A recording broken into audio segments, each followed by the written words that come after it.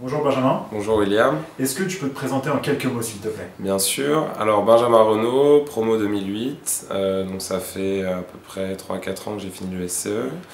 Et tout de suite à la sortie de l'école, j'ai fait une rencontre et j'ai créé une société qui est une agence de création spécialisée en prototypage, maquette d'architecture et model making.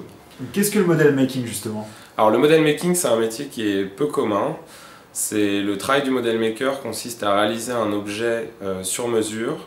Donc nos clients sont les photographes, les agences de communication et les agences événementielles. Donc on fabrique des objets sur mesure pour des shoots photos, des événements, dans différents matériaux. Et à côté de ça, on fait également deux autres métiers. On fait de la maquette d'architecture parce qu'on a acheté une machine qui est une imprimante 3 dimensions qui nous permet de réaliser des maquettes qui sont beaucoup plus techniques que les maquettes traditionnelles. Et à côté de ça, on fait aussi du prototypage, donc via l'imprimante 3 dimensions ou aussi à la main, pour des designers, des artistes ou même pour des agences marketing. Et en fait, tous ces métiers sont très liés puisqu'on travaille uniquement sur des objets en volume. Alors aujourd'hui on est plutôt dans une ère de modélisation en 3D sur ordinateur, mais quel va être l'intérêt justement de fournir un produit physique ou un objet plutôt que de tout modéliser sur ordinateur? Alors l'intérêt, je vais te l'expliquer en détaillant sur les différents segments.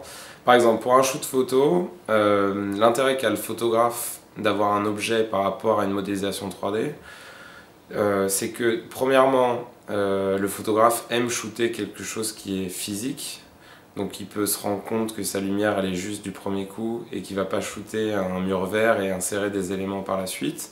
Et ensuite, il y a un intérêt qui est aussi économique pour les agences, puisque la retouche photo et la modélisation 3D, c'est quand même des processus qui sont longs et qui coûtent assez cher, alors que parfois, l'alternative de créer un objet, même si c'est un objet sur mesure, est meilleure.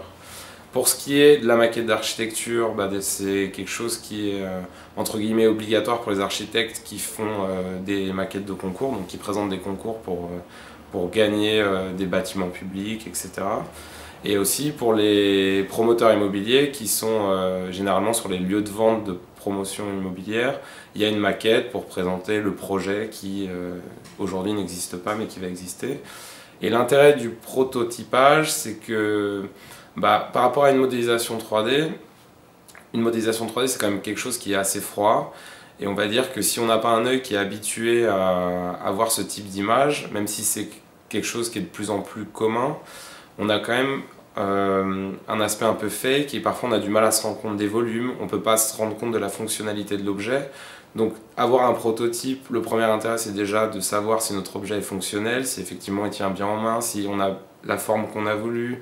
Parfois on a des choses qui rendent bien sur un écran d'ordinateur mais qui en vrai ne fonctionnent pas forcément bien.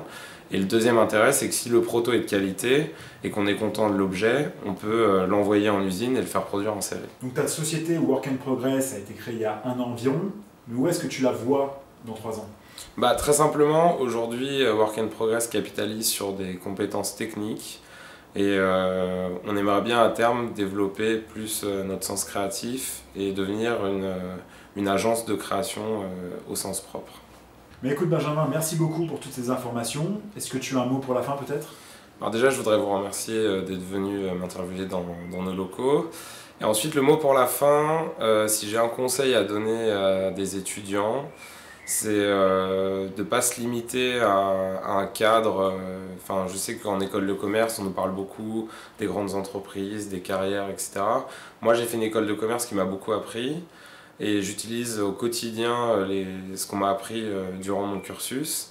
Mais voilà, je travaille dans une agence de création, j'ai créé une entreprise et il ne faut pas se limiter au parcours classique, il faut essayer de faire les choses comme on les sent et comme elles viennent. Et je pense que c'est ça qui est positif et c'est comme ça qu'on arrive à faire des choses bien en fait.